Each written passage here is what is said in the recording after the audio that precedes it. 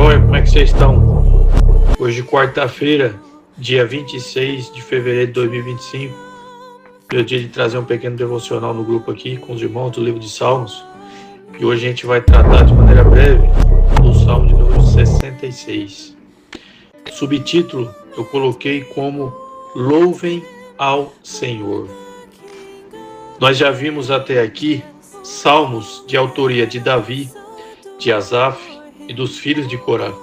No entanto, nós não sabemos quem é o autor e em qual contexto esse salmo de número 66 foi escrito. Entrando na pequena exposição que iremos fazer desse salmo, o que vemos nos versículos iniciais de 1 a 4 é uma aclamação para louvarem. Irmãos, o salmista conclama toda a terra para fazerem três coisas. A primeira, louvarem a Deus. A segunda, cantarem ao seu nome. E a terceira, glorificarem ao Senhor. Mas por que, meus irmãos, todos devem fazer isso? Deus é um ditador que quer impor adoração? Não. A resposta para essas perguntas é não. Isso, meus irmãos, deve ser feito por tudo que Deus é e por tudo que Ele fez e fará.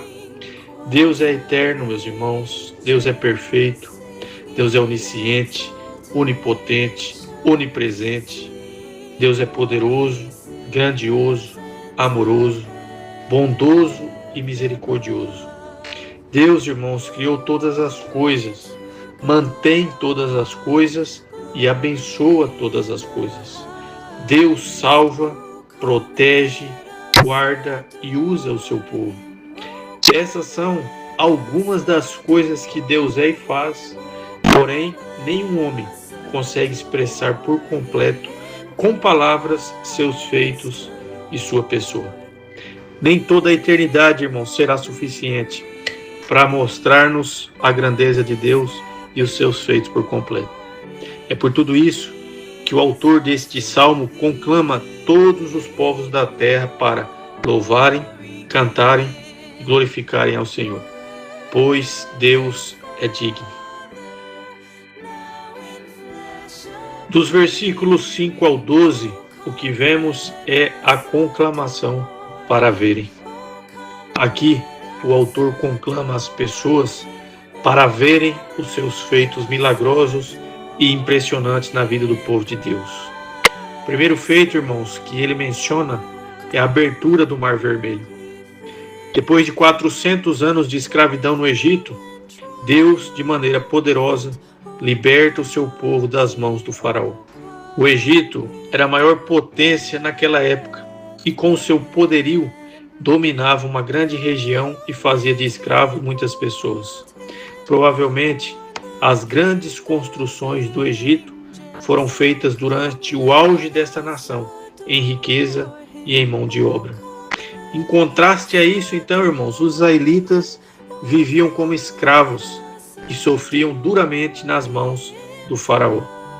Então, Deus, de maneira graciosa e bondosa e amorosa, ouve o clamor do seu povo e vem para libertá-los, de maneira que jamais esqueceriam e que se perpetuaria para todo sempre.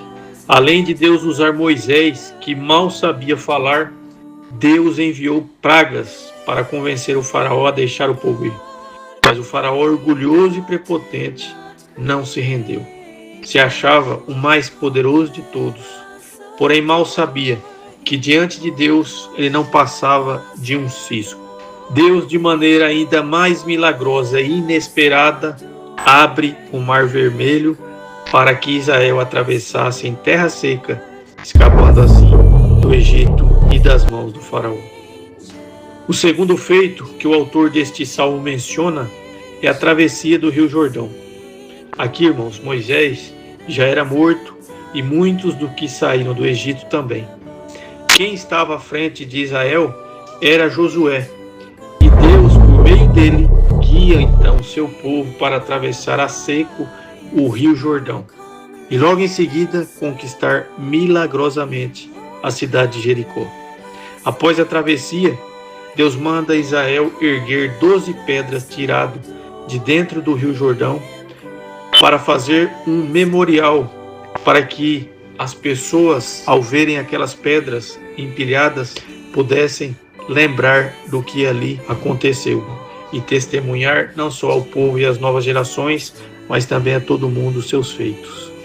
Josué capítulo 4, versículo 21 e 23 é dito: disse ele aos israelitas, aqui é Deus dizendo, no futuro, quando os filhos perguntarem aos seus pais o que significam essas pedras, expliquem a eles, aqui Israel atravessou o Jordão em terra seca, pois o Senhor, o seu Deus, secou o Jordão perante vocês até que o tivessem atravessado. O Senhor, o seu Deus, fez com o Jordão como fizera com o Mar Vermelho, quando o secou diante de nós até que o tivéssemos atravessado. Ele assim fez para que todos os povos da terra saibam que a mão do Senhor é poderosa e para que vocês sempre temam o Senhor, o seu Deus. Dos versículos 13 ao 15, o que vemos é os votos sendo cumpridos. Irmãos, em meio às dificuldades e aflições que o autor deste salmo passava, ele então se volta para Deus, não somente para colocar tudo em suas mãos, mas também para fazer votos. Aqui não era troca ou barganha, mas era um coração sincero que buscava em Deus a resposta. Ao Deus então atender e socorrer, esse homem então cumpre seus votos de maneira grata e fiel ao que Deus prometeu. Salomão nos aconselha em Eclesiastes capítulo 5, versículo 4 e 5 o seguinte: quando você fizer um voto, cumpra-o sem demora, pois os tolos desagradam a Deus. Cumpra o seu voto. É melhor não fazer voto do que fazer e não cumprir. E por fim, dos versículos finais, do 16 ao 20, o que vemos é o louvor a Deus. Aqui, o salmista louva a Deus por duas coisas. A primeira, por Deus ouvir sua oração. Irmãos, por causa de Cristo, o único intercessor entre Deus e os homens, Deus sempre ouve o seu povo. Deus responde com não, porque muitas vezes pedimos mal e para nossos próprios prazeres. Deus responde com sim, porque é o melhor para nós. Ou Deus responde com ainda não, porque Deus quer que sejamos persistentes e pacientes. Em tudo isso, Deus sempre trabalha para o bem do seu povo e nunca para o mal deles. E o bem de Deus para o seu povo é fazer com que eles sejam mais semelhantes a Cristo e dependam totalmente dele. E o segundo motivo que Davi louva a Deus é por causa do Senhor não deixar de amá-lo. Depois de milhares de anos de escrita deste salmo, o apóstolo Paulo, irmãos, inspirado pelo Espírito Santo, nos diz algo sobre o amor de Deus. Em Romanos capítulo 8, versículo 38 e 39, ele diz: pois estou convencido de que nem a morte nem a vida, nem anjos nem demônios, nem o presente nem o futuro, nem quaisquer poderes, nem altura nem profundidade, nem qualquer outra coisa na criação será capaz de nos separar do amor de Deus que está em Cristo Jesus, nosso Senhor. Portanto, irmãos, o que nos resta fazer diante de tão grande Deus, de tão grandes promessas, é segui-lo, louvá-lo, engrandecê-lo e proclamá-lo. Que Deus nos ajude, que Deus abençoe grandemente a cada um de nós. Se gostar, se inscreva em nosso canal. Deus abençoe.